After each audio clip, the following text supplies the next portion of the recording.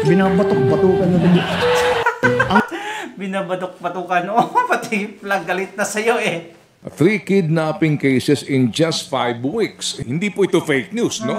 At siguro po, kung may ganitong klaseng issue, sir, especially kidnapping, to solve it by themselves. Hello mga kadonatics! Marami tayong videos na nakalap ngayon. Pero yung introduction natin, isa lang sa mga highlights kung saan pati yung bandera ng Pilipinas, pinapahinto na yung speech ni BBM, ayaw ng pakinggan. Do you believe in coincidence? Well mga kadonatics, this would probably it. But I also believe in karma and science. Ano kaya sa tingin niyo mga kadonatics? Panoorin natin yung video. Ang maganda sa coconut, may pondo. So yung mga ganito, doon tayo kumuha ng pondo because meron naman talagang ng infrastructure. Kaya't yung... Wait, this is a 1-minute video. Sabihin nyo sa comment section, comment kayo kung naintindihan nyo yung 1-minute video na yon. Fund na sinasabi mo na nasa ilalim ng ibang ahensya ay dapat pag-isipan natin kung paano natin pabilisin ang proseso. Paano natin pabilisin ang proseso para ang funding na yan ay mailabas natin kaagad para makapagpatayo tayo ng ganito na napakaganda. Yung coconut talaga, yun ang pinakamaganda. Yun ang natin miracle product para sa Pilipinas ang coconut. Dahil very popular sa buong mundo ang produktong coconut at kayang-kaya natin mag-alaga at magparami ng ating mga nyug. Ngunit at malaki ang market sa labas at marunong na tayong gumawa. Ang kulang lang ganitong klase mga processing. Ginagawa na pala ang niyog ngayon. Ay, nako. Let's go. Plan para nga kagaya ng sa bigas, kagaya sa palay, yung value added. Hawakan nyo ito. Ayun mga kadonatics, di ba? Di na nakatiis yung flag natin eh. Pinahiya mo ako. Akala ko ba itayo mo yung flag natin? Nilugmok mo. Tinumba mo. Ano nang nangyari sa Pilipinas? Nagkagulo-gulo ng dahil sa'yo. Binabatok-batukan na Binabatok-batukan. Oh, pati flag galit na sa'yo eh. Ay nako, baba ka na kasi, sabi ng flag. Kasi, you're not the kind of leader that represents our flag. I just wish mga kadonatics we may have as soon as possible the right leader. No? Kasi hindi ko na makaya yung another 3 years pa na BBM. Comment down kung kaya nyo pa ba yung another 3 years na BBM. Di ba? Ay nako, nakaya ko yung si Gloria, si Erap, si Marcos, si Ramos, si Noynoy. Nakaya ko yung ilang taon yun, di ba? Dekada. Yung 3 years ni Bongbong, grabe. Oh, nahihirapan kami. Alam nyo ba mga kadonatics, isa sa mga dahilan kung bakit negative na ngayon si BBM sa at least sa rating, kung i-combine mo, because of this girl. Ang palangkera ng palasyo. In-interview siya ni Ted Filon at napaka-clear yung question mga kadonatics. Ang question is, ano ang tugon ng pamahalaan sa mga kidnappings ngayon? At ang sagot ni Claire Palangkera, out of this world mga kadonatics. Mahirap talaga maintindihan ang mga taong di marunong umintindi. Let's watch. dito po sa issue ng kidnapping ngayon. Kahapon nakapanayan po namin ang honorary chairman nga po ng Philippine Chamber of Commerce and Industry, si Ginoong Sergio Luis Ortiz. At sa kanya nanggaling, worried sila. Dito po sa ilang kaso po ng kidnappings nga, sabi mismo ni Ma'am Tessie Angsi, 3 kidnapping cases in just 5 weeks. Hindi po ito fake news, no?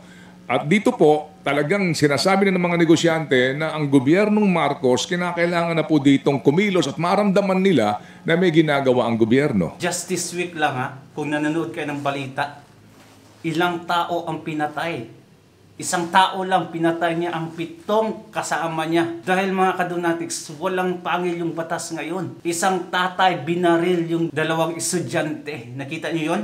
Viral na viral yun. At marami pang iba.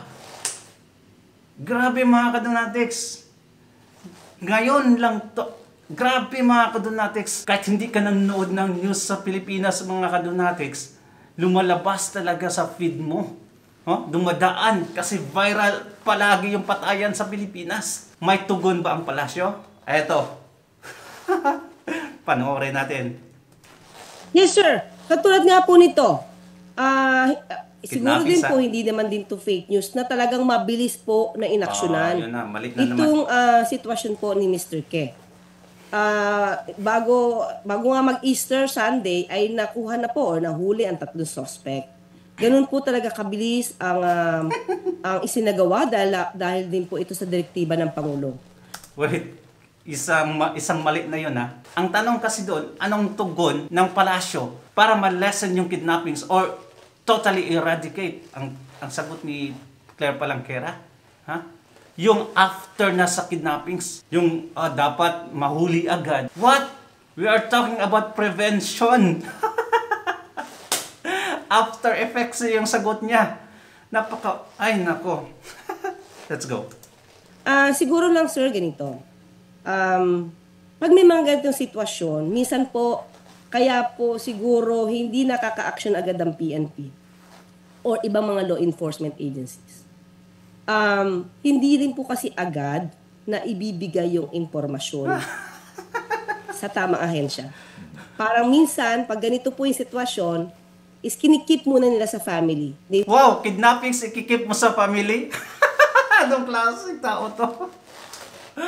Ay, nako. Want to solve it by themselves. Do you want to solve by yourself if may kidnapping na nangyari? I don't think so. Wala talagang pulos. Na hindi nakakakilos kung paano agad mariresolba. Nahihirapan. So parang darating na lang minsan yung issue pag nandun na. So siguro po kung may ganitong klaseng issue, sir, especially kidnapping, wag po sila mag-atubili. Wala talaga, di ba? Pansinin nyo, yung tanong is about prevention. Pero yung sagot niya, palaging tapos na. Kung may kidnappings na nangyari, dapat i-report agad. Dapat ganito yung gawin nyo. Dapat ang sagot ganito Sana ha. Dapat i-deploy yung mga kapulisan. Dapat may magpapatrol. Araw-araw, gabi-gabi. 24/7. Si Castring talaga, wala talaga sa utak. Ewan ko ba bakit naging katulad nito. Nakaka-imbier na. Kung may takot sila na may pagbabanta na wag makipag-ugnayan sa police or sa ibang law enforcement agencies, wag mag-atubili. Kasi po mas mapapabilis po ang trabaho ng law enforcement agencies natin kung makikipag-cooperate din po yung mga taong concerned. Sa punto ma'am ng dapat wala kasing kidnapping na nangyayari. Yun, kinorek siya. Kasi hindi masagot-sagot yung, yung tanong. Nahihirapan pa nga mag-explain. Ewan ko na lang dapat doon na lang sa pag-vlog niya Sinira niya lalo ang dignidad ni BBM. Ay nako, let's go. Di po ba? Prevention. I mean, yung prevention. Ano po ang inyong masasabi doon, attorney? Sir, sinisikap naman po ng pamahalaan. Kahit sino pong gobyerno, kahit anong bansa, ayaw naman po ng itong klaseng krimen. Wala talagang pag-aamin na. Yeah, I think we are lack of mobility sa mga police natin or something like that. Wala talagang ganun mga kadonatics. Ang sa kanila is we are doing our best. Ang mali kasi sa government na ito mga kadonatics, pati yung spokesperson na to, is how can they solve the problem if they don't recognize that there's a problem? Ganon kasi yun sa kanila mga kadonatics. Paano mo ma-resolve kung hindi mo nire-recognize na may problema? Di ba? Ganito yung utak ng gobyerno ngayon. Bahala na magkamatay kayo dyan. Basta gawin namin yung gusto namin gawin. Pero hindi po ito maiiwasan kung may ganyang klase mga pagbabanta. Kailangan din po talaga ng tulong, no? Ng tao. Tulong mula sa tao na para Nahihirapan na mag-explain kasi. Ewan ko na lang. Iba yung sagot mo, kaya ayun.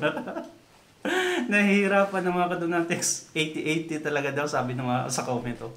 mabilis din maka-action ang mga law enforcement agencies. Pero sabi nga natin, ito mga suggestion po na nagbumula sa mga concerned citizens natin, ikinukonsidera po talaga to dahil hindi po magandang mag-reflect sa gobyerno ang mga ganitong klaseng krimen, yung mga nangyayaring sitwasyon na ganito.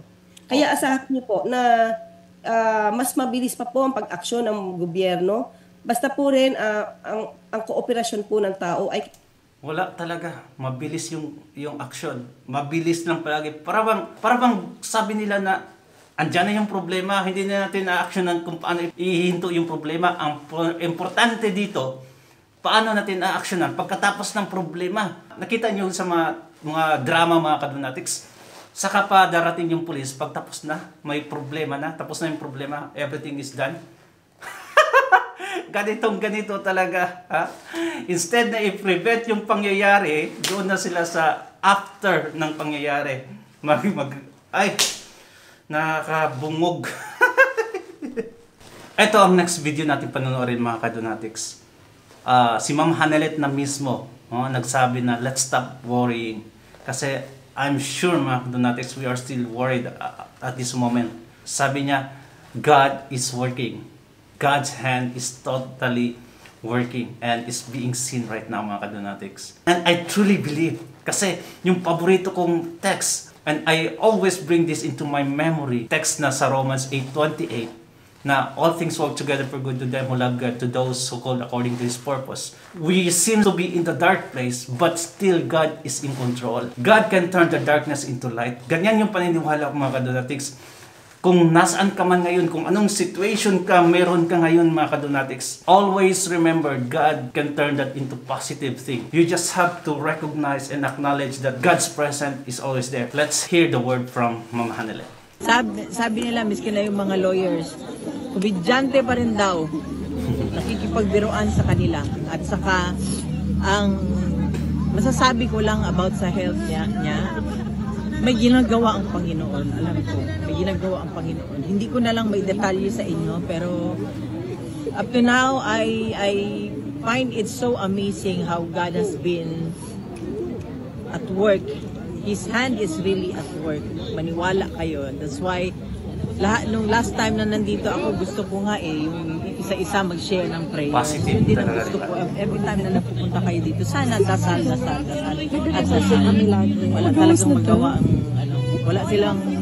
walang imposible sa Panginoon. Uy, wow, grabe, diba? Kala kasi ng mga kontrabida, mga kadonatics, dahil napakulong na nila si Tatay Digong, na-kidnap nila, ay manghihina na ang mga Duterte, ang mga supporters. Pero ano nangyari? Totally opposite ang nangyari, mga kadonatics. 180 degrees turn talaga. Mas lalong lumakas sa Pilipinas ang mga Duterte. At ngayon, mga kadonatics, internationally pa, nakagain ng supporter si Tatay Digong, even not Filipinos. Dahil nakita nila, mga kadonatics, na kung gaano kalaki yung suporta natin kay Tatay Digong. And they truly believe na he's done great things during his term. Anyway, mga kadonatics, if you have gotten this far, please give me that subscribe. Bye-bye.